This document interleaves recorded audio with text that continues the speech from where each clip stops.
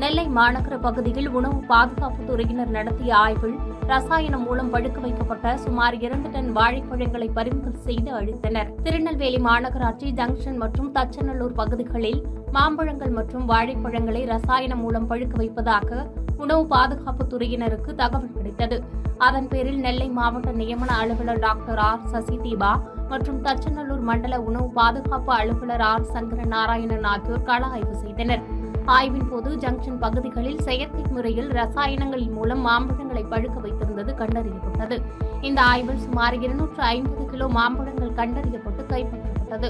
மேலும் வாழைத்தார்களை பழுக்க வைப்பதற்கு பயன்படுத்திய ஸ்ப்ரேகள் மற்றும் ரசாயனங்களும் கைப்பற்றப்பட்டன. கைப்பற்றப்பட்ட மாம்பழங்கள் மற்றும் வாழைத்தார்கள் உடனடியாக மாநகராட்சி எல்லைக்குட்பட்ட ராமையன்பட்டி குப்பை கிடங்கிற்கு எடுத்துச் செல்லப்பட்டன.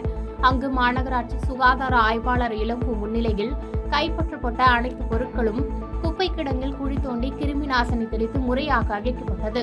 ரசாயனம் மூலம் மாம்பழங்கள் மற்றும் வாழைப்பழங்களை விற்பனை செய்தவர்களுக்கு உணவு பாதுகாப்பு துறையின் மூலம் விளக்க கடிதம் சார்பு செய்யப்பட்டது. பாதகம் செய்பவரை கண்டால் நாம் பயங்கொள்ளலாகாது பாப்பா, மோதி மிதித்து விடு பாப்பா, அவர் முகத்தில் உமிழ்ந்து விடு பாப்பா. அண்மை செய்திகளை உடனுக்குடன் தெரிந்து கொள்ள இணைந்திருங்கள் இயம்நாடு தொலைக்காட்சியுடன்.